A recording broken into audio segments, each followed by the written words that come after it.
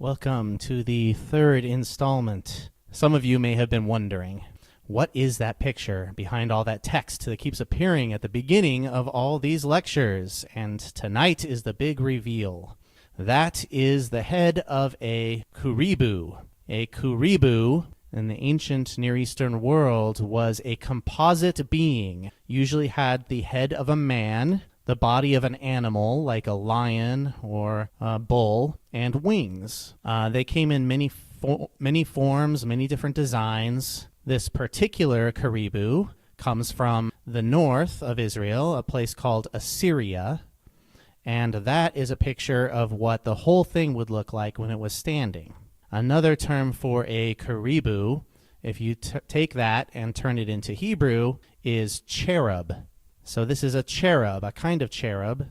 The particular form of this in Akkadian is called a lamasu. The cherub, the karibu, the lamasu, were guardians. They were protectors of holy sanctums, like temples, or of royal precincts, like a king's palace. So you find these things stationed outside, for instance, the temple of the goddess Ishtar. But if you look closely at this picture, you'll find that this karibu has lost its head. If your guardian, if your protector has lost its head, you can probably imagine what has happened to the god that it was guarding or to the king that it was guarding. And this is a lot of what Zephaniah is going to be talking about in his oracles against the nations. We will begin with introduction to the oracles of execration against the nations, execration being a fancy word for a curse. Then we will finish up with a look at the oracles of judgment against Jerusalem and Judah, this oracle of Yahweh's day that I have termed the plea. And then there are 4 oracles against the nations, against Philistia, Moab and Ammon, Nubia, and Assyria. And tucked in the middle there is something that I've called the Declaration of Diminished Majesties. So, a little introduction to oracles of execration. These were oracles of judgment pronounced against enemy nations. No foreign nation would have heard them. In other words, even though they were uttered against outside nations, their audience was Israelite. They were sometimes spoken before a king in order to reassure the king of future victories. Sometimes they were employed as a weapon of warfare to bring divine curses upon national enemies. So we see an example of this in Numbers, where Balak, the king of Moab, hires Balaam to prophesy against Israel. Of course, we all know from that story that no oracle of execration against Israel ever took place. This is an example of an oracle of execration against a foreign nation that we found in the city-state of Mari. Mari, back in about 1750 BC, was in a struggle with Babylon for dominance of the area.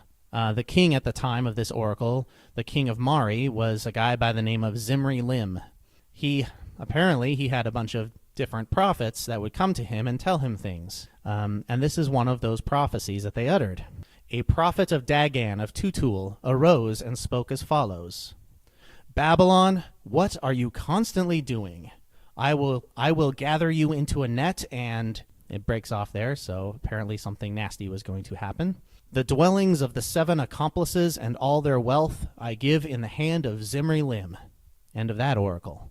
Also, a prophet of Beleta-Kalim arose and spoke, O Hammurabi, and the rest seems to be lost. And you can see, looking at this oracle of execration, that these were spoken or given to the king of Mari, even though they were directed at Babylon, and the king of Babylon at that time, Hammurabi. So the oracles of execration in Zephaniah. We have 4 of them. They represent the 4 points of the compass around Israel. Philistia to the west, Moab and Ammon to the east, Nubia to the far south, and Assyria to the far north. What's important here is that this is not a comprehensive list of all the nations that Zephaniah might have prophesied against. This is a select few that symbolically represent all of them because it's from every corner around Israel. So enough of the introduction to the oracles of execration. Let's finish the oracles of judgment against Judah and Jerusalem with this oracle of Yahweh's day that I've entitled The Plea. Like the oracle of sacrifice and the oracle of consummation, this is an oracle of Yahweh's day, but it feels out of place because the consummation seems to have brought all the oracles against Judah and Jerusalem to an end. Do you remember that from last week? It reiterated at the end the same sort of ideas and used the same sort of universal declarations that began Zephaniah in the oracle of cataclysm. So you would expect that would be the perfect place to end the oracles of judgment and start the oracles of execration. But instead, we find this plea to Judah. Why? What's the point? The point is not to declare an inevitable judgment, but to turn people back to their God. Creep and crawl, you nation uneager, before engendering conviction, before like chaff time passes. Like the previous two oracles of Yahweh's day, this has a reference to the imminence of that coming day. Like the previous two oracles of Yahweh's day, it is primarily, or in this case entirely, in the voice of the prophet. And it begins with this double imperative or double command. Creep and crawl is how I have translated this. Alternatively, I could translate that bend and scrape. This particular verb here at the start of this oracle has troubled translators for thousands of years, going all the way back to the early versions, the Greek, the Latin, the Syriac, the Aramaic, whatever you want to look at. When they saw this verb, which in the Hebrew is kashash, they read it as a verb which means to gather wood, to gather sticks, to gather straw. And so that's what they thought it was. Gather yourself up together like straw. Gather yourselves together like sticks must be the meaning of this. The problem, of course, is it doesn't make much sense, especially since this verb in the Hebrew is never used with reference to people. So, what's going on here? How do we make sense of this verb? Well, remember in the very first meeting, we talked about ancient Semitic languages that have been discovered and deciphered since the King James Version. One of those was Ugaritic. And when we look at Ugaritic, which is very similar to ancient Hebrew, we find the verb kathath, which, when turned into what the Hebrew version would be, that would be kashash. Kathath becomes kashash. And the meaning of kathath in Ugaritic is to drag down, to drag around, to drag off, or simply to drag oneself, meaning to crawl. We see this verb occurs twice in the myth of the god Baal that we find in Ugaritic. So I have provided the two instances here in that myth. Baal drags off and dismembers the sea god. In another line, we have this phrase, like a dog, he crawls. So the verb kathath, or what would be kashash in Hebrew, this indicates dragging, crawling, and humbling or groveling. So I've translated it creep and crawl. Creep and crawl, you nation uneager. Nation uneager. This verb means to desire or to long for. Literally, it would say, nation that is not desirous, or nation that has no longing. What exactly is it not desirous for? What exactly is it not longing for? We can guess it probably has to do with Yahweh. Hearing Yahweh, following Yahweh, because that's exactly what this oracle is addressing. The audience is not explicitly mentioned, but due to the reference to the Israelite deity by name, we can be pretty certain that the audience was Israelite. Creep and crawl, you nation uneager, before engendering conviction, or more literally, before the birthing of conviction. In other words, there is still time before the judgment is carried out. Before, like chaff, time passes. So there might still be time, but there's not that much time. One little breeze will blow chaff away. So it may not come upon you, the fuming of Yahweh's rage. So it may not come upon you, the day of Yahweh's rage. In other words, there is hope for those who change their ways. Seek Yahweh, any who are humble in the land, whatever his demand, do. And this is the essence of the plea. Not telling the purpose of this is not to tell those who are already humble to follow Yahweh as if they weren't doing so, If you read like the King James Version, for instance, you're going to get this idea. Seek ye the Lord, all ye meek. Well, that's what the meek are doing, right? The meek and the humble are seeking the Lord, and that the problem is that these people are not desirous. They are not humble. They are not seeking the Lord, which is why they are being told to do so. In other words, this is a call to a humility that is not present in its audience. And then we have any who are humble in the land. That is, you could also translate that, any who are humble in the earth. But this is not about the earth. This is about the land. That is the nation that is not desirous. The land being Judah. Question. So it uses the same word there that we saw before, which you could translate in different ways, right? But here in particular, this is about the nation, right? Because we've already been introduced to it that way. This is not about everybody everywhere. Exactly, yeah. So it starts out in these grandiose universal terms, but it narrows itself down as it goes along to draw you into the specifics, which are Judah and Jerusalem, right? Any who are humble in the land, whatever his demand, do. So whatever his demand, whatever his charge, this refers basically to what God requires. We find the same language in Zephaniah 3:5. Morning by morning, his demand emanates as a light never failing. Whatever his demand, do. Well, actually, as vocalized by the medieval scribes, this reads, Seek Yahweh. All the humble in the land are they who do his demand. But the same verb, the exact same verb, can be read as an imperative, meaning do it. And since the previous verb, seek, was an imperative, we think this makes more sense, so that's why we do it the way we do here as an imperative. Seek what is right. Seek humility. Perhaps you will be concealed on the day of Yahweh's rage. Seek what is right. This same language appears in Zephaniah 3:5. What is right is present to her. Perhaps you will be concealed. This indicates that there is no guarantee of escape, but there is a chance. Before time passes, before like chaff. So in conclusion, we can say that the prophet pleads with the nation of Judah to humble itself and seek Yahweh. The time is almost up. Grovel if you have to. You might be spared.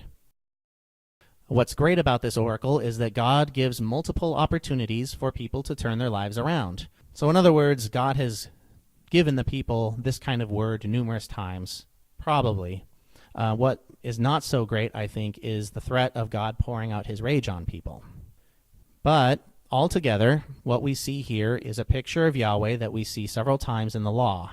It describes Yahweh as one who takes long breaths, sometimes translated as slow to anger, yet by no means will release all charges. In other words, Yahweh is willing to take a deep breath again and again and again. But ultimately, the debts are going to come due. Okay, so that finishes the oracles of judgment against Jerusalem and Judah for now. So now we run into something really strange. The current textual order. You see, in Zephaniah 2:3, this is a part of an oracle that exhorts Judah toward right behavior. The very next verse ends that oracle by decreeing judgment against Philistine cities. And then the verse after that, verse 5, is an oracle of execration that begins against the land of Philistia. So it kind of looks like this. Seek what is right. Seek humility. Perhaps you will be concealed on the day of Yahweh's rage. Because Gaza, a ghost town will she be, etc., etc. And then it ends. And then you have a new oracle, an oracle of execration beginning, oh no, you populaces of the Coastal League, etc., etc. So that's the way the text appears right now in our Bibles. The problem is, well, we have numerous problems. Verses 3 and 4 do not belong together. They are directed at very different people groups and have very different messages. Verse 5 clearly begins an oracle. You can see that the same way that this oracle begins is the same way another oracle begins in Zephaniah 3:1, and the same way many other oracles begin in the prophets of the Bible. And verse 4 flows naturally from verse 5. Verse 5 mentions destroying the land of Philistia, and verse 4 provides the details, city by city, about how that destruction will be accomplished. So this, I think, is how it originally looked. Seek what is right, seek humility. Perhaps you will be concealed on the day of Yahweh's rage. Verse 3. Verse 5, oh no! You populaces of the coastal league, nation of the cut-off ones, this oracle of Yahweh is against you. Canaan, territory of Philistines, I will wipe you out, void of populace. Yes, Gaza, a ghost town will she be, while Ashkelon is turned to ashes. So, I think this is an example of a text that has been rearranged. If you remember from the very first lecture, when we talked about prophetic texts, they are texts that have been arranged, rearranged, edited, and commented upon, right? So I think this is evidence right here of a rearrangement going on. But the question, of course, is why would you rearrange verse 4? Why do it? What's the point?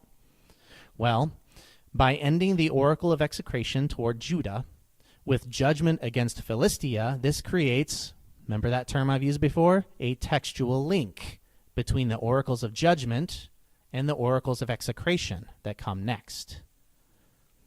This is possible because the Hebrew particle ki that begins verse 4 can have both a causal meaning, because, and an asseverative meaning, meaning yes, indeed, or certainly. In other words, depending on where you find the verse, you can open it different ways.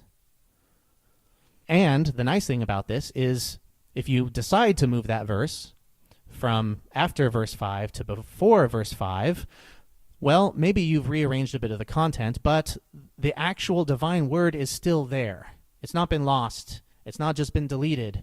So you're still treating the text with a measure of honor and respect, even if you've taken it out of one oracle and inserted it to the end of a different one. Well, that's my hypothesis. And we'll proceed as if that's true. So the oracle of execration against Philistia.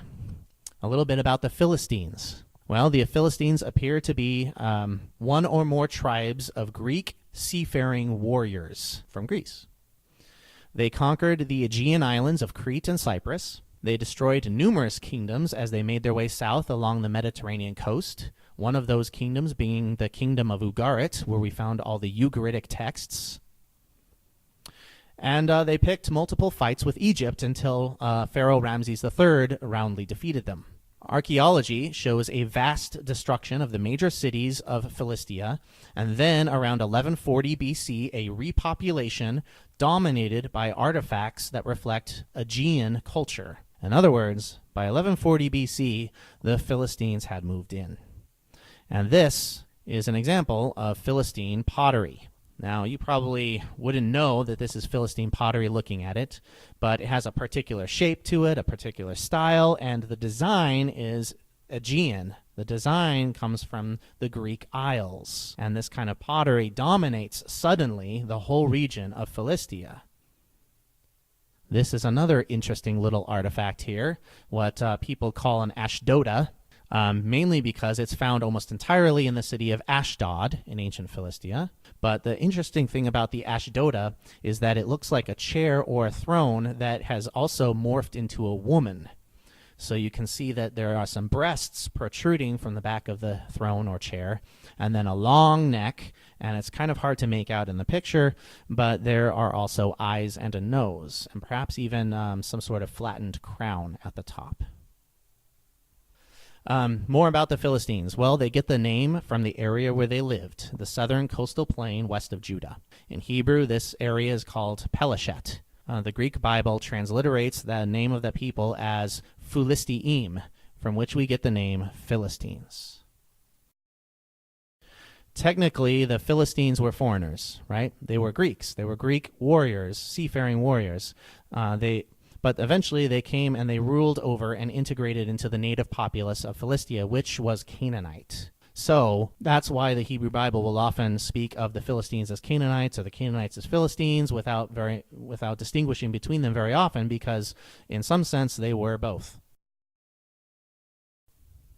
Yeah, it does seem that there was a distinct culture that was Philistine, separate from Canaanite for a while there, maybe 100 or 200 years or so. But then they sort of started intermingling, and then it becomes very hard for us to distinguish between them.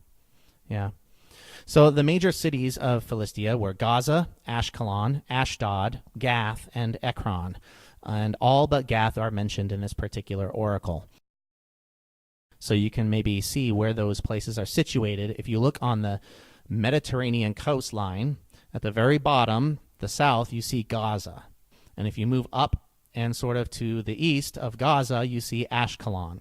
And if you move up even further and a little bit more east, you see Ashdod.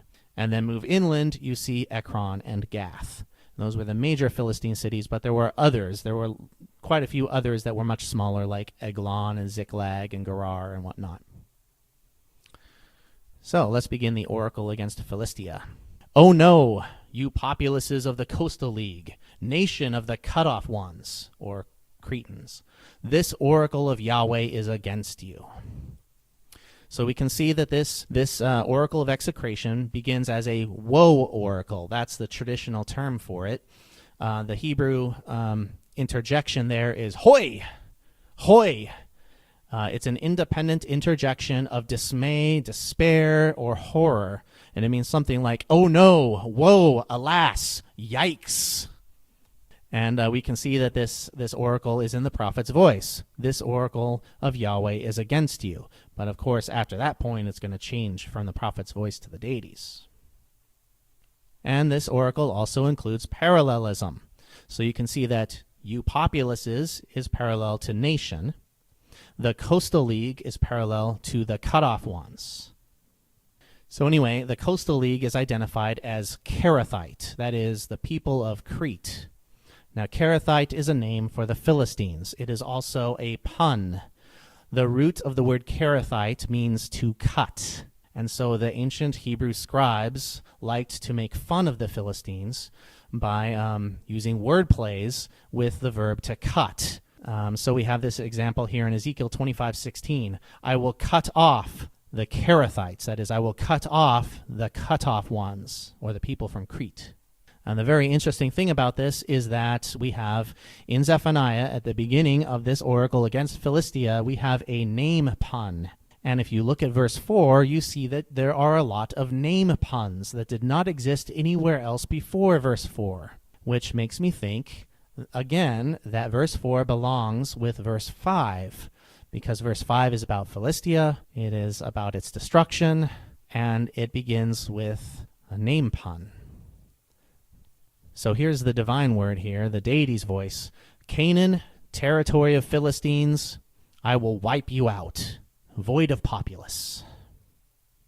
Canaan, territory of the Philistines. We see that it identifies its audience generally as Canaan, but then more specifically as Philistia, that is, the place where there are Philistines. And then we have this phrase, void of populace, or without even an inhabitant. The same phrase occurs in Zephaniah 3:6. The point of all this is to say that God is going to wipe everyone out. Everyone who dwells in the land will be destroyed, will be removed. We can see that this also continues some of the hyperbolic language that began Zephaniah.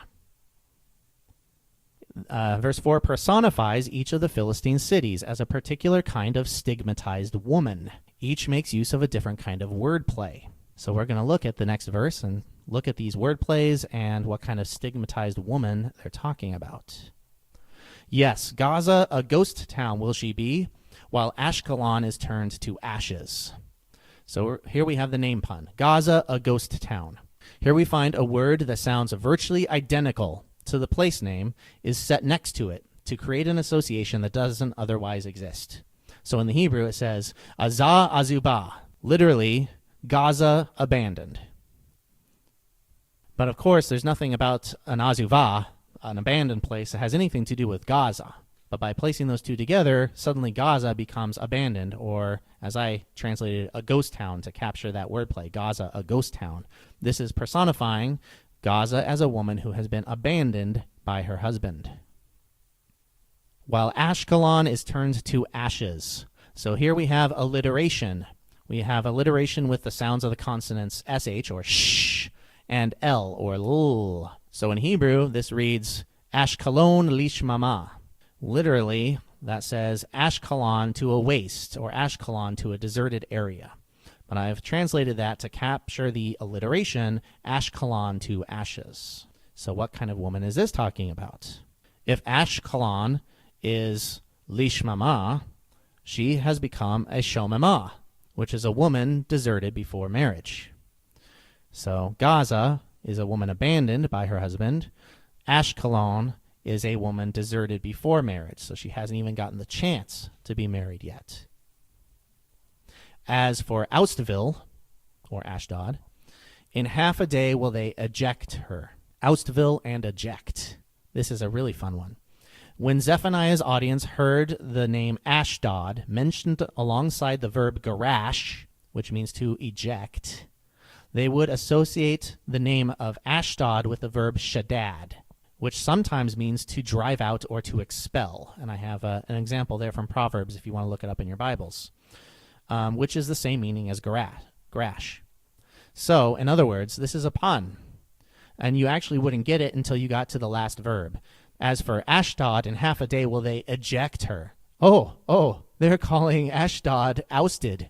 So that's why I've translated that Oustville, but then put the name in parentheses so you know what I'm talking about. Here we find that Oustville, or Ashdod, is ejected. The verb there is garash.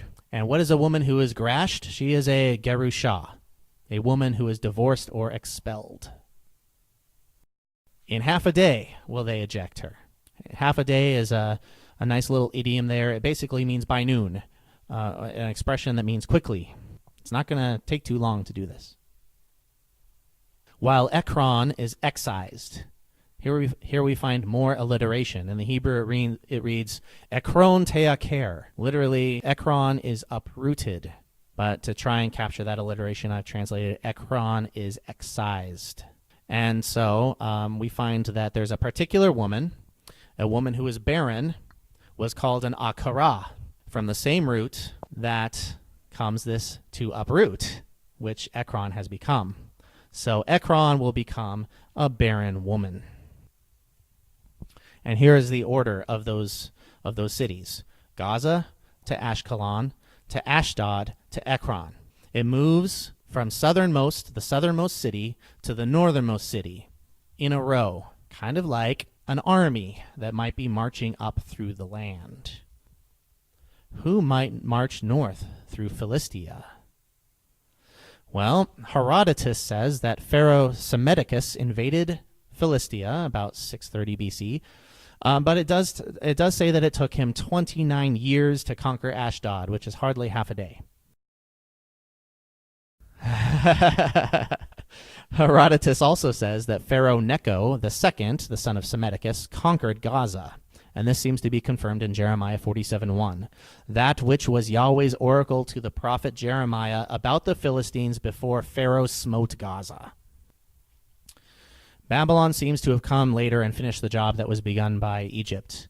Nebuchadnezzar seems to have taken the Philistines into exile, making the rest of the cities of Philistia abandoned, deserted, ejected, or excised. Kings of Gaza and Ashdod actually appear on lists of high court officials in Babylon from about the year 570 BC. So we can see that they were removed.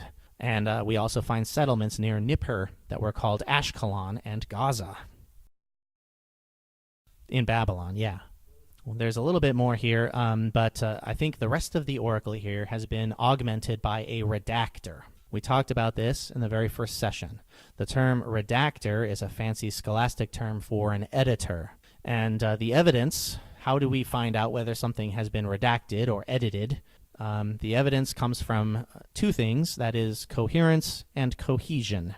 Coherence refers to the integrity of a text's semantics or message. Basically, is it saying something one time and then saying something completely opposite that doesn't agree with it the next? And then there's cohesion. Cohesion refers to the harmony of vocabulary, grammar, syntax, all that other stuff, the rules of language. That's cohesion. Why are these two things important to look for to identify a redactor? Well, a text may lack cohesion, but it may still be coherent. If it doesn't have the cohesion of the grammar and syntax, maybe that's just because it's poetry. Maybe it's saying something new and different in a wonderful new way. A text may also be incoherent, but still cohesive. So in that case, it's quite possible that maybe we just don't understand it. If you are lacking coherence, if you are lacking cohesion, you're probably finding a redactor. So let's look at that a little bit. So the last part of the oracle against Philistia probably looks like this. She will become meadows cut for shepherds and pens carved for flocks. In place of them will they graze.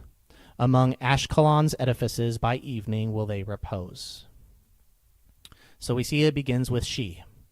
It begins that way because the subject in this oracle has been personified as a woman. In fact, the word territory used in verse 5 is feminine. And then we have among Ashkelon's edifices or houses, which refers to human structures that have been reduced to meadows or pens for animals and their caretakers. And then you have the shepherds and flocks mentioned here. The idea behind this is that groups have moved in, shepherds and flocks, to take over an empty land. Like animals, they graze and repose, or graze and crouch. So the point of this last part of the oracle is that the land and cities will be swiftly abandoned by the Philistines, but just as quickly taken over by flocks of sheep and their nomadic caretakers. But this is the form of the oracle in which we find it now. She will become, the coastal league, meadows cut for shepherds and pens carved for flocks. The league will be possessed by the remnant of Judah's house. In place of them will they graze. Among Ashkelon's edifices by evening will they repose, because their God Yahweh will set them right, will turn their tide. Suddenly we have a lack of cohesion here. Judah's house is not a human structure like the edifices were before. It is an ethnic group. It is people. And there's also a change in speaker. Before verse 5, it was, I will. Now Yahweh is spoke about in the third person. Their God Yahweh will. She will become is a verb with a feminine subject. Coastal league is masculine, but it follows the verb, like you would expect in normal Hebrew syntax. The subject comes after the verb, but it doesn't agree in the gender. And then we have this. The league will be possessed by the remnant of Judah's house. It doesn't look like poetry. There's no parallelism, there's no word plays, there's no alliteration, there's no repetition, there's no special structure or style to it. It looks like perhaps it was just flung in there. There's also a lack of coherence. The remnant of Judah's house and turning their tide introduces something new that we didn't see anywhere else in this oracle. Sheep and shepherds have now become symbols for Judah's remnant. So it's not just sheep and shepherds that are going to take over. It's the remnant of Judah that's going to take over. The use of remnant also alters the picture, which was previously about the dearth of Philistines and how all the Philistines are going to be kicked out, to the few remaining Judahites. Where did that come from? Why suddenly are there so few Judahites? The verbs here to graze or to repose, to crouch, are verbs that usually refer to animals. And now they have to do with settling the land and repopulating cities. So these verbs would not be used to say that a person is going to stay somewhere. Usually you'd find verbs like sleep. They're going to rest there. They're going to stay there. They're going to dwell there. They're going to sleep there, whatever. You're not going to find people talked about reposing and crouching and grazing to describe them coming and inhabiting a place. And also, the concern has shifted. It's now with a restoration. It's now about a restoration of desolated people of Judah instead of the desolating of Philistines. Question? Exactly, yeah. So what I did was I took out what I thought were those insertions to introduce you to what looks to me like the original oracle. And here it is together with the different parts color-coded so you can see for yourselves what I've done. You can see the original part, what I think is the original part, is in yellow, and the parts that have been added are in red. So let's look at the parts that have been added. Isolating the redactor's voice. The Coastal League. The league will be possessed by the remnant of Judah's house, because their God Yahweh will set them right, will turn their tide. This speaks of a time when a remnant of Judah will come to possess Philistia. This could only apply to a time when there was a remnant of Judah, and the Philistines had already been removed sometime during the Babylonian exile. But the way the oracle is introduced, none of this has happened yet. So in other words, this part right here appears to be much later than the oracle of Zephaniah. So in conclusion, what can we say? Philistia will be laid waste. Its major cities will be emptied. No reason is given why the nation deserves this. No specific destroyer besides Yahweh is mentioned, which may mean that it predates any major destruction by Egypt or Babylon. And the remnant of the people of Judah will enter and possess the empty land. That's right. The Philistines were the traditional enemy of the people. And so, of course, not only should they be removed, but the people of Judah should get all that back, and they should take possession of all that used to be theirs. Yeah, that's poetic justice, right? All right. So now we find the second oracle of execration against Moab and Ammon. So a little bit about Moab. Moab is located east of the Dead Sea and west of the Arabian Desert. It is divided into northern plains and a southern plateau. Its chief deity is Chemosh, although it had multiple deities, but its chief deity, the supreme deity on top of all the others, was Chemosh. Our most impressive artifact is a giant basalt slab engraved in Moabite, and this is a royal memorial commissioned by King Mesha about 850 BC to celebrate his victory over the northern kingdom of Israel and to boast of his building projects. And we actually find in the Hebrew Bible mention of Mesha and his battles with Israel in 2 Kings 3. So here's a map. You see the Dead Sea there, and to the east you see Moab divided into the two parts, the southern and northern parts. And then also you see that Moabite inscription, that Moabite stone. This is actually a replica, actually. The original stone was broken into numerous pieces because once the Arab peoples realized that this was a very important artifact that could get them a lot of money, they wanted to get as much money as they could for it. So they thought they would break it into pieces and sell each piece individually. And some of those pieces actually ended up vanishing. Fortunately, a scholar got in there and rubbed down the entire inscription and made a little cast image of it, and literally ran for his life with the little image flapping in the winds behind him to get away as the Arab people were trying to kill him. And so we reproduce much of this inscription from what has been preserved thanks to that brave scholar.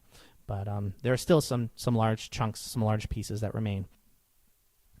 Okay, so about Moab. The Hebrew Bible does not portray them in a very good light.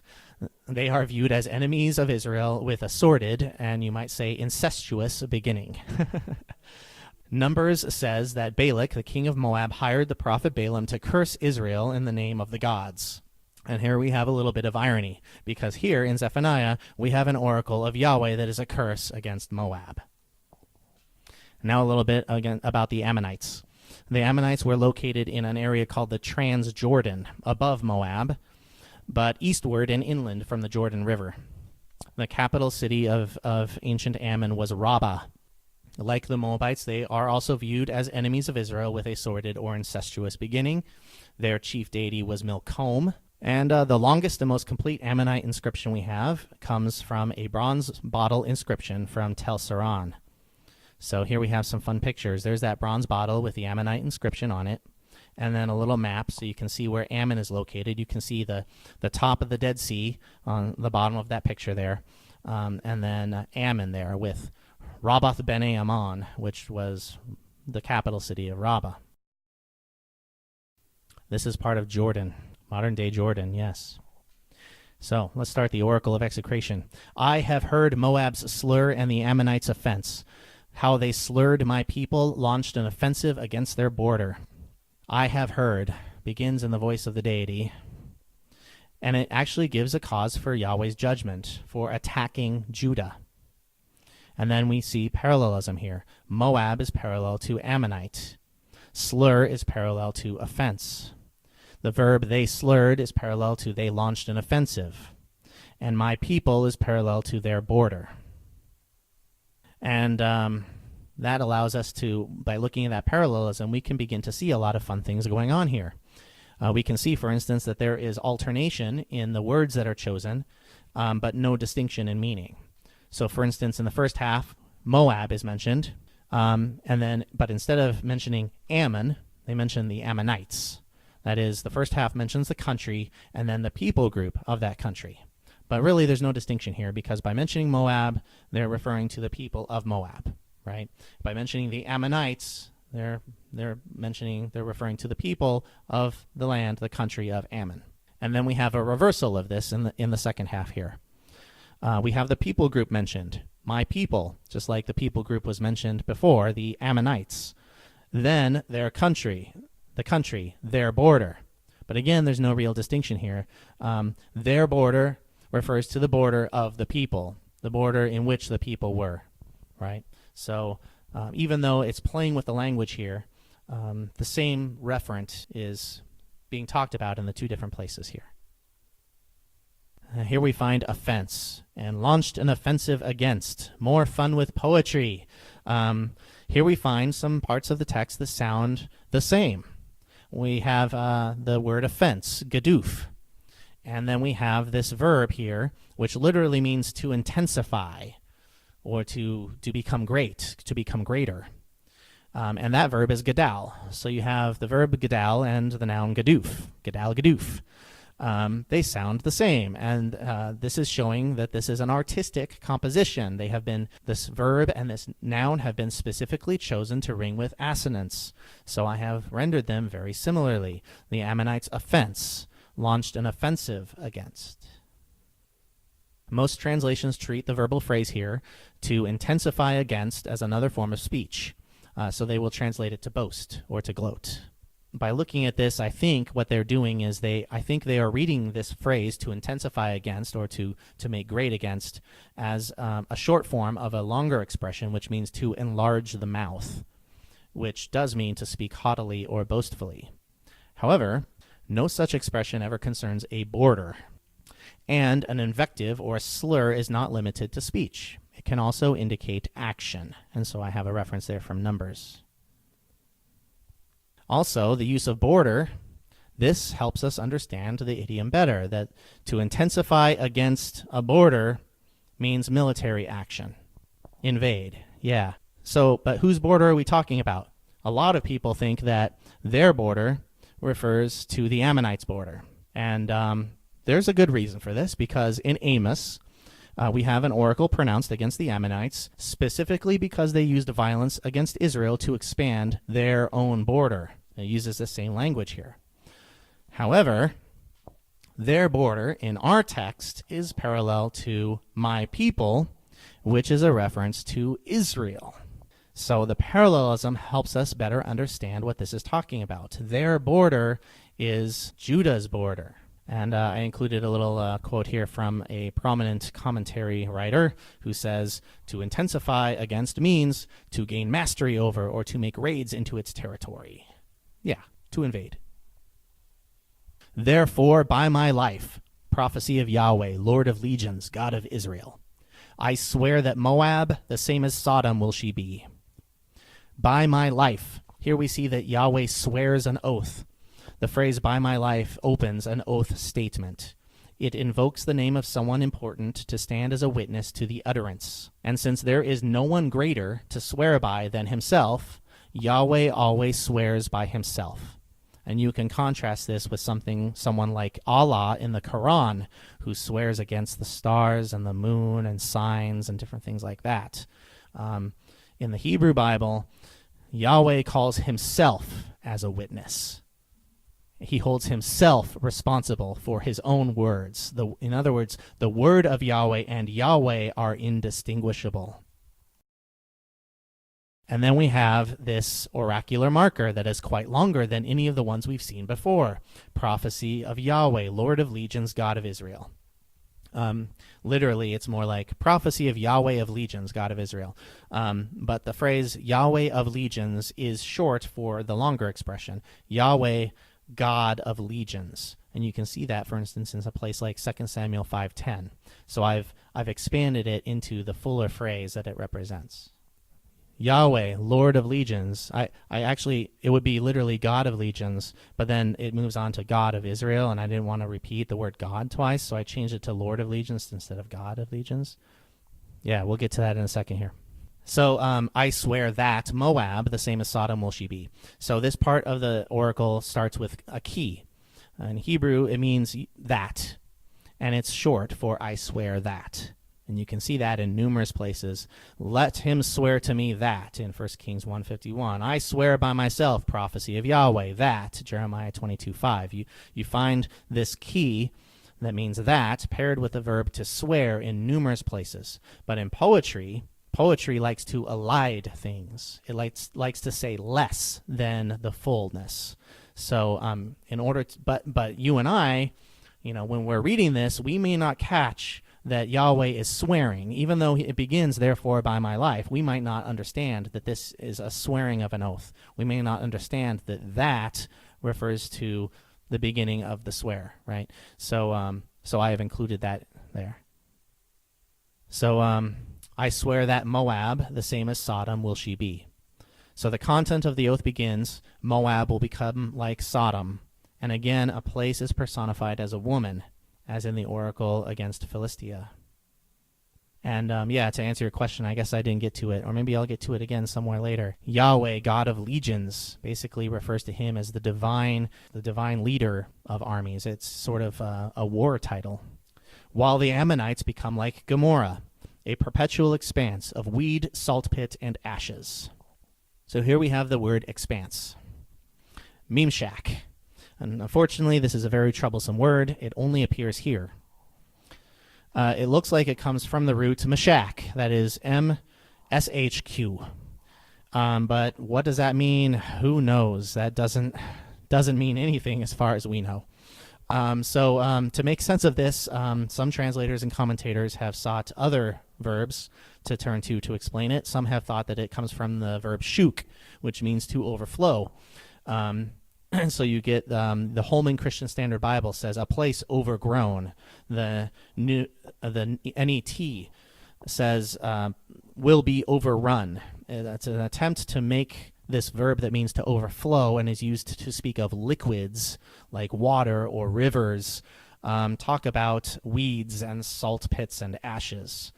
And then you have the KJV, which says the breeding, which it copied from the Bishop's and Geneva's Bibles. Probably because the King James translators had no idea what was going on, and so they just went with the stuff that was said before. I really don't know why this says the breeding. I don't know where King James or Geneva or the Bishop's Bible came up with that.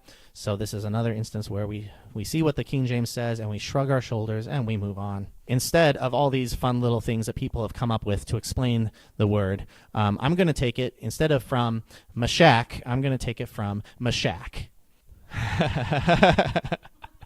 Instead of M-S-H-Q, I'm going to take it from M-S-H-K, which is a verb that means to extend or draw out. In other words, it sounds identical. It's just written differently. The noun from Meshach with a K would mean an extent or expanse. So the Ammonites are going to become like Gomorrah, a perpetual expanse of weed, salt pit, and ashes. Also troublesome is this word mikreh, which is probably from the root kara, which means to dig. The noun would refer to something that is dug out of the ground, like a hole, a pit, or a trench. This is the only place where it occurs in the Hebrew Bible, but it does occur someplace else. In the Mesha inscription from Moab, I said to all of you, make yourselves a cistern, each of you, in each one's house. But I had the ditches of Karho dug out by Israelite prisoners. That's my translation of that part that includes that word, ditches. Remember, we actually looked at this word in the first lecture. And so we find a little bit of historical irony going on, because Moab and Ammon are going to become ditches, just like Moab boasted that it had used Israelite prisoners to dig ditches. The remnant of my people will seize what is theirs. Yes, of the rest of the nation will they become heirs. So if we are correct that a redactor inserted material into the oracle against Philistia, it seems like the redactor has struck again. We see the same thing in this part that we saw before. We see that the picture is shifted from a desolation of a foreign nation to one about a desolate Judah.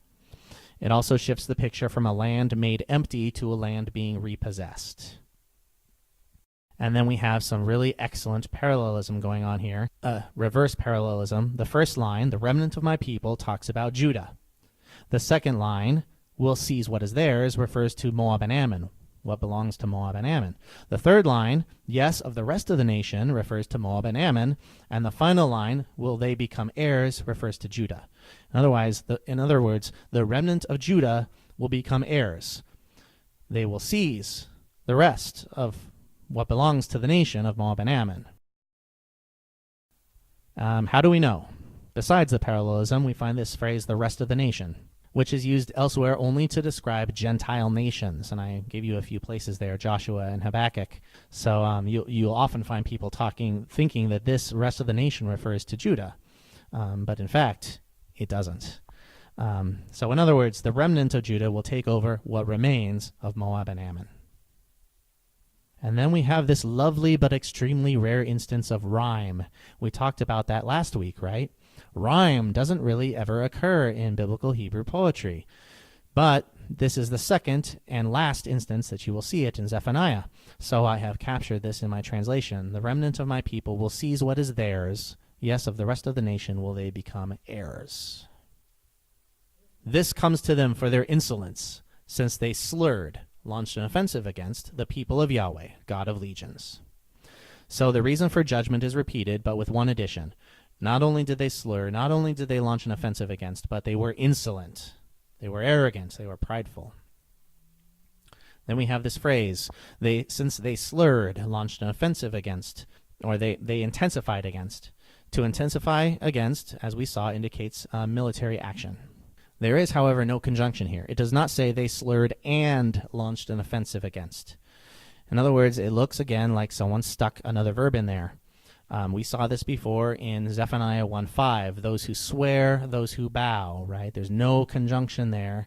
It doesn't say those who swear and those who bow. Here, it looks like we have the same thing happening again. In order to harmonize the different verbs that we saw before, slurring and launching offensive against, it looks like someone has launched an offensive against back in there. It's just not very cohesive, yeah. I could be wrong, which is why I included it in parentheses there. Yes, that's basically exactly what I'm saying. Yeah, it seems like someone came along, took what was there, arranged it, edited it, rearranged it, and basically gave us the form that we have now. And it could have been one person. It could have been numerous people over time. We don't really know. And then Yahweh, God of legions, i.e. the divine commander of armies. So what corresponds to all this? Well, Josephus says that in the 5th year after the fall of Jerusalem, Nebuchadnezzar went to war against Moab and Ammon and conquered them. The kingdoms of Ammon and Moab never reappeared. The Moabite and Ammonite religions were extinguished. The gods Chemosh and Milcom have vanished from history. What does not correspond to this oracle? Well, Moab and Ammon, they were a ruinous expanse for thousands of years, but they are now repopulated. The capital of Jordan is Ammon, which was ancient Rabbah. So in conclusion, Moab and Ammon will become the new Sodom and Gomorrah, laid completely waste, and the reason is given, hostility toward Judah. What does this tell us about the Israelite deity? Yahweh cares for and looks after his people. Yahweh may discipline Judah severely, but even worse awaits those who rejoice over and take advantage of Judah's discipline. And then we come to the declaration of diminished majesties. This is a prose statement, not a poetry statement. This is a prose statement that looks something like commentary on the oracles of execration. It has nothing in common with the oracles around it. So why is it placed here? Well, structurally, you can see that it is in the center of the oracles against the nations, the two that came before, and there will be two that come after, just like Israel is in the center of those nations. Thematically, it begins with judgment and ends with devotion, just like how Zephaniah begins and ends. So, why is it there? Well, my conclusion is it may have this central position in order to tell us how to understand the oracles of execration around it. So let's look at that. Terrifying is Yahweh's opposition to them. When he has thinned out all earthly majesties, then, wherever one may be, all the regions of the nations will bow to him. Terrifying is Yahweh's opposition to them, or terrifying is Yahweh against them. I was reading with the tradition of vocalization as a passive participle, where the particle al signifies opposition or disadvantage. You could actually read it as a substantive. In that case, you could translate it, the fearful one, Yahweh, is against them. Who is them?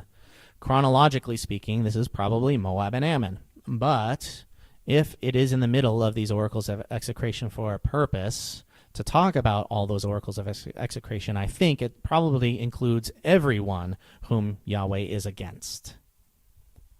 When he has thinned out, this verb here that I translated thinned out comes from the root razah, which means to be or grow thin, but refers here to a diminishing or a reduction. In other words, to thin out. It does not mean that Yahweh will starve them, as in the KJV. He will famish. And we can see that by looking, for instance, at the adjective, how the adjective functions. So here's an example from Numbers 13. And whether the land is fat or if it is thin. In other words, whether the land is lush or fertile, or whether the land is barren or empty. So thin refers to barrenness or empty in that situation. The use of the adjective is not to ask whether the land is well fed. When he has thinned out all earthly majesties. Now, majesties in the Hebrew there is Elohim. Typically, the word Elohim refers to either the singular deity, God, or multiple deities, gods. But Elohim has a bigger semantic range than that. It is also used to refer to heads of families or clans when they die. Thus, the prophet Samuel is called an Elohim, or an ancestral spirit, in 1 Samuel 28 when he is brought up from the grave. Elohim also refers to human powers or authorities that are considered to be divine or share in the divine. Yeah, in the ancient world, there wasn't a clear separation between God and human, right? A human could be God or godlike. English translations usually render this the gods of the earth, which misses what this is all about, I think. This is about the overthrow of worldly powers, kings, and kingdoms. And thus, it is also referring to the overthrow of the gods of those nations as well, because there was no separation of church and state in the ancient Near East. Question? So yeah, there's monotheism and then there's henotheism. Henotheism says that there could be more gods out there, but there's one God who's over them all, this most important of all of the gods, right? And that's what we're seeing in this declaration of diminished majesties. There is no idea here that all these other gods don't really exist, that Yahweh is the only God of all gods at all. The idea here is that all the other gods are going to be wiped out, so that there's only one God that remains. Yes, Milcom definitely would be regarded as a god who would be thinned out. Yes. If a kingdom were to fall, in the ancient Near Eastern perspective, it would mean that its national god had been defeated. In other words, if Moab ceased to exist, Chemosh is dead. Then, wherever one may be, all the regions of the nations will bow to him. Literally, this says the isles of the nations. But isles does not refer to islands in this place. It is a metaphoric expression for lands, countries, or regions. We see this, for example, in Genesis 10:5, which uses the same phrase to describe how the descendants of Japheth spread out across the earth to their own isles, meaning their own lands or territories or regions. You could compare that with an English expression like, no man is an island unto himself. When someone says that, they do not mean to say that a person is an island. They mean to say that a person is not isolated or self-defined, right? Same thing is going on here in the Hebrew when it says isles of the nations, the regions of the nations. So in conclusion, Yahweh is against the nations of the earth to do away with them, and this will reduce or diminish any other competing gods. Thus, Yahweh will prove the supreme deity to whom people from every end of the earth will bow. Well, in the ancient Near Eastern perspective, if all the other nations were wiped out and you weren't, obviously your God won. This idea that all people from all the other nations of the earth will bow to a particular deity of a particular people was radical in that time. In fact, just ludicrous, really. And you can look at other biblical texts to see that that idea wasn't at play. Like Micah, for instance. Micah agrees with Isaiah that many nations will go and say, come, let us ascend to the mount of Yahweh, to the house of Jacob's God, so he will teach us his ways, and we may walk in his paths. Ultimately, however, Micah does not envision all other gods vanishing and all peoples converting. What is most important for Micah is that Israel is delivered from her enemies, and the nations recognize how great Yahweh is. So Micah ends the oracle thusly: for all the peoples will walk, each in the name of their God. But as for me, I will walk in the name of Yahweh, my God. Henotheism, yes. There might be other gods out there. But Zephaniah is saying, oh, the time is coming when there won't be. And, you and I, we take it for granted nowadays in our culture, in our time, if someone serves a god or says they believe in a god, that God is probably going to be the God of Israel and Jacob. They're going to be Jewish or Christian or maybe Islam or Mormon or something like that, right? We take it for granted that exists nowadays, but that was radically out there in Zephaniah's time. No one would have said that. So now we have this oracle against Nubia. Moreover, you Nubians, those run through with my sword are they. This is the shortest oracle in Zephaniah. It could be a fragment of a larger oracle, the rest of which is no longer extant. We don't know. It is in the deity's voice entirely. It begins with a particle of continuance, which connects it with the previous oracle, which was probably the one against Moab and Ammon. Moreover. And that also is an example of a textual link. The original oracle probably didn't begin, moreover, you Nubians. The original oracle probably just said, you Nubians, etc., etc. But to fit this into the text, that particle there was probably put there to link it all together so you can read it smoothly. It ends... Question. Okay, yeah, so the question is, why does it come across in Yoda speech? And that's actually because I'm trying to represent the emphasis that is provided by the Hebrew. Those run through with my sword are they, is emphasizing that the people are run through, because it's putting the predicate before the subject, which is unusual. It's not what's usually done. Usually you put the subject first. They are those run through with my sword is the normal way to say it. But the Hebrew has specifically, the term is front. It has fronted the predicate in order to provide emphasis, to say something more dramatic than what is normal. And this oracle ends with the motion of Yahweh's sword, running through, which is conceptually similar to the swinging of Yahweh's hand that begins the next oracle. Moreover, you Nubians. This concerns Nubia, or Cush, a place that is now northern Sudan and southern Egypt, a place called by the ancient Greeks Ethiopia, even though what we refer to as Ethiopia is not that place. Yes.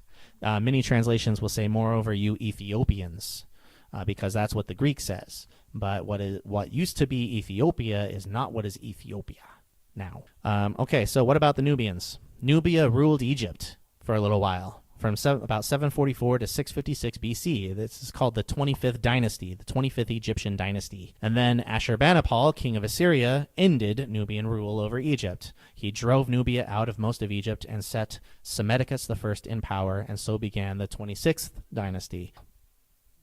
Those run through with my sword are they. There are two possibilities for this verbless clause. Those run through with my sword they will be, or those run through with my sword are they. If a sword was to decisively strike down Nubian dominion, it would have to be the sword of Assyria. If this is describing a future event, it would have to precede 656 BC. That would make it the oldest oracle in Zephaniah. More likely, this is describing events that already happened. Moreover, you Nubians, those run through with my sword are they. They are run through is more likely what's going on here, even though you will probably not find any translation that says that. They prefer they will be, describing a future event. Some might say that this Nubians being run through with my sword is a reference to 2 Chronicles 14, where Nubia made war against Judah, and Asa, the king of Judah, defeated Nubia and drove it back. However, my sword is a phrase used elsewhere, like in Ezekiel, to describe Yahweh handing Judah over to slaughter by a major world empire, in that case, Babylon. So in conclusion, Yahweh has already judged Nubia, no idea why. His sword has pierced it, and that sword is most likely a great empire, certainly not Judah. Probably Assyria, because my sword, that phrase my sword, is used in other texts like Ezekiel to refer specifically to major world empires, not to Judah. And that leads us to Assyria, the last of the oracles of execration. Now let his hand swing against the north and wipe out Asher. Yes, let him turn Nineveh to ashes, to desiccation like the wilderness. So this begins in prose, and it's in the prophet's voice. It begins with the motion of a hand. Now let his hand swing. The oracle also ends with the motion of a hand. We'll look at that when we get to the end. And this is against Asher, that is against Assyria, and Nineveh, which was Assyria's capital in later years. We see that the oracle against Assyria starts with the verb wipe out. Now let his hand swing to the north and wipe out. This is the same verb that was used by Yahweh at the start of the oracle of execration against Philistia. In other words, both the first and the last oracles of execration begin with the same verbal idea, to wipe out. In her midst will repose packs of every creature of the nation. Both scops owl and lizard in her pillar capitals will retire. Listen, one warbles on the sill. So now it changes to the deity's voice. And you see the verb repose there. The same verb was used in the oracle against Philistia, the first oracle of execration. And as in that oracle, so also in this one, the land will be emptied of its people and inhabited by wild animals, like the scops owl. This is an unclean bird mentioned in Deuteronomy and Leviticus. We're not exactly sure what animal this is, but context indicates a desert scavenger. It is certainly not a seabird like the cormorant in the KJV or a pelican. There were no cormorants or pelicans anywhere near this. Yes, the question was, how do we know it's in the deity's voice? We don't know for sure, but we'll get there. We'll get there in a sec. So lizard, you'll see if you look at other translations, they do not have lizard. They have something like hedgehog or porcupine. That's because the root of this word means to roll. So they figure, well, what rolls up? Well, maybe a hedgehog or a porcupine. The Greek and Latin, they both use words that mean something like scaly one or armored one. My guess actually is that this is a lizard. Again, this is a pure guess, but all the others are guessing too, so I'm not alone in my guess. What makes my guess better than other people's guesses is that a lizard can actually rest in a pillar capital, whereas a hedgehog or a porcupine does not. And again, you have the KJB calling this a bittern, which is a marsh bird. Not only would a marsh bird not be present in Nineveh or Assyria, but it wouldn't fit in a pillar capital anyway. Yes, it goes with the other water birds they decided to go with there. In her pillar capitals. So we see that Assyria is personified as a woman. Where did we see that? Just like in the oracle against Philistia, right? And then we have the exclamative kol that we've seen before, as in 110 and 114, to draw the audience into a new vision, a new sight and sound experience. Listen, one warbles in the sill. The precise sound, the precise meaning of that verb to warble, what sound that actually is, we don't know for sure. But the basic stem means to sing. But in this particular place, it is in the intensified stem, what grammarians call the polale. And so I have translated that in a more intensified manner. It's not just one sings in the sill, one warbles or echoes or something in the sill. Anyway, whatever it originally meant, the point is the city is taken over by wild animals. They're inhabiting the ruins and they're making noise. Swelter will pass through the city because I am about to thin out her city. Swelter, as vocalized by the scribes, that is the word swelter, chorev. Almost identical, actually, to the word sword, cherev, which is mentioned in the oracle against Nubia, so they fit very well together. But one could actually read the same consonants instead of chorev, that you could read it as cherev. A sword will pass through the entryway. And some translations translate it that way. Others change it to a raven will pass through the entryway because a bunch of birds and things seem to have been mentioned before. And then we have this part that was vocalized by the scribes. Swelter will pass through the entryway because a cedar he will strip. But this doesn't make any sense. So the way the translators get around this is by changing cedar to something like cedar work or cedar beams or woodwork or something like that. He's not talking about stripping a cedar bear. He's talking about like the wood that holds houses together or something. Instead, what I propose is that we read the same consonants, the exact same consonants of the verb as to thin out, as in the declaration of diminished majesties, and we read this as her city. What are the advantages of this? Well, this preserves the personification, her city. It gives a reason for why the verb to thin out would have been used in the declaration of diminished majesties, because it was probably used here too. And it makes sense to thin out the city. In other words, just like he's going to thin out the earthly majesties, he's going to thin out the city, right? The two go together. If the city gets thinned out, so does the god. I chose swelter because that's how the scribes accented it, but you could read the exact same word as sword. A sword will pass through the entryway. Well, yeah, it's hard to say. I've just gone with what the scribes have said. And then also, if we ended this with he will strip, there would be no reason to add any more content to it, at least not content from Isaiah 47:8.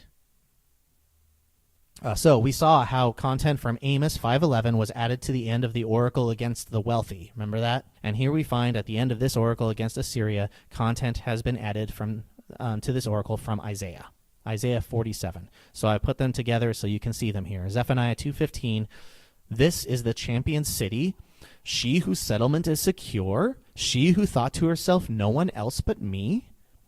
And then Isaiah 47:8. So now, hear this, luxurious one, she whose settlement is secure, she who thought to herself, no one else but me will never be a widow and will never experience bereavement. So I have underlined the differences there. You can see that Zephaniah has preserved this, but instead of saying luxurious one, Zephaniah has said, this is the champion city. And then she whose settlement is secure is exactly the same. She who thought to herself is exactly the same. And then Zephaniah said, no one else but me.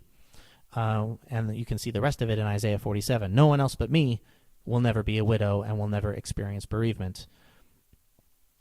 Zephaniah doesn't bother adding that whole quotation about what the city or nation thinks about itself. Zephaniah abbreviates it because the point here is that Nineveh, Assyria, is arrogant. Nineveh, Assyria thinks that the fate it brings to other nations will never fall on itself. It is a familiar imperial theme indeed. And of course, if we go back here a little bit, you can see I never quite answered your question. Because I am about to thin out her city. The prophet would not have said that, because the prophet would not have to do with overthrowing the major world empires.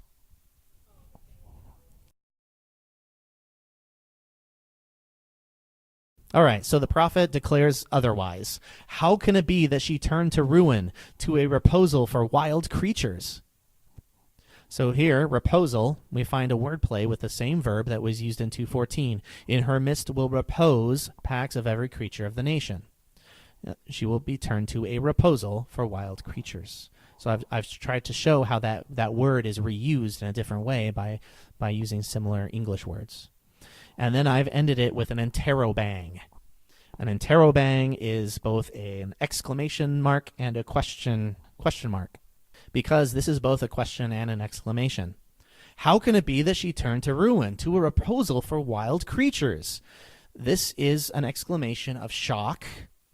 This is an exclamation of dismay. It's simply just a question. Like this is Nineveh.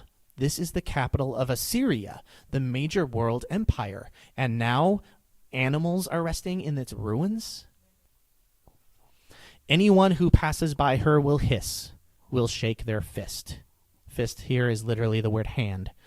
So the oracle ends as it began, with the motion of a hand. So not only will Yahweh wipe out the city and nation so that only wild animals settle there, but anyone who sees it will deprecate it. They will speak evilly about it. How can it be? What a horrible place. Assyria's capital, Nineveh, fell in 612 BC. Probably quite a bit after the time of this oracle. Yeah, probably. I mean, yeah, we assume that if this oracle were to have any currency, if anyone would think that Zephaniah, when he originally spoke this oracle, actually had something important to say, most likely it would have occurred before Nineveh fell, right? And then once it fell and they realized, oh, wow, I can't believe he told us about this ahead of time and it actually happened, then they would preserve it and we would have it today. So here's some summary remarks. If these oracles were not given to the nations they speak against, why are all these oracles here in the first place? Well, I've come up with a few reasons having to do with the theme of Zephaniah, with prophetic enactment, and with a fancy term called theodicy.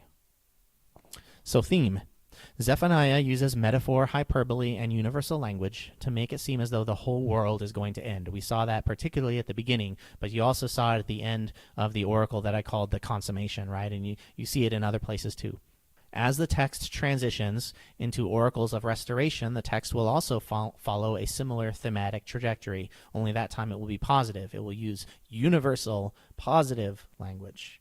By describing nations at all four corners of the map being completely wiped away, this furthers the idea of a universal judgment, which began Zephaniah. So that's basically all of this fulfills the basic thematic idea that I intend to utterly end all. And then maybe prophetic enactment has something to do with this too. We saw in the Declaration of Diminished Majesties. We will see next week in the oracle against the oracle of pagan transformation. Yahweh is going to be acknowledged as the chief or supreme deity of the world, and one way to do that is to do away with all the deities, the chief deities of the nations around. The oracles against surrounding nations not only explain how Yahweh will gain worldwide supremacy, but they may actually participate in and help bring about that future reality. This is why I called it prophetic enactment. So your question is, how could that be? Well, prophetic statements were believed to actually do things. And I could give an example, not from a prophet, of course, but from a judge in a modern-day setting. If a judge bangs his gavel and says, guilty, something has actually happened when he pronounced the word guilty. The status of the accused has literally changed in the eyes of law and in society. His word has accomplished something that has forever changed the life of that person. So the same thing, I think, is going on with prophets. Prophets are mediators between the human and divine realities. Their words and their actions are a part of the divine intent moving towards expression in the world. So if the prophet says something, or if the prophet is doing something, it is equated with the deity saying and doing these things, and with the deity actually bringing these things about.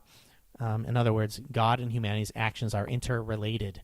And this also plugs into the same idea that a human could be referred to as Elohim, or a god. And then theodicy. Theodicy is how we make sense of God's justice.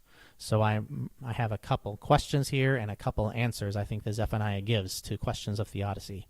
If Yahweh is bringing disaster upon Israel because she worships the gods of other nations, how could he let the nations of those gods go free? Right? That doesn't make sense, right? So Zephaniah answers that question. He won't. In fact, they will get it worse. There's no coming back from this in Zephaniah for the other nations. Here's another question of theodicy that the ancient Israelites might ask. If Yahweh really loves his people and wants to protect them, how could he let them be destroyed? Well, Zephaniah has something of an answer for that. God lets them know beforehand. And he even uses other nations as an example to try and get them to change. So listen, seek Yahweh. Turn from your evil deeds. What is right is present to you. Look at what God is doing to that nation and that nation and that nation. Open your eyes. And that's the end of what I had to say tonight.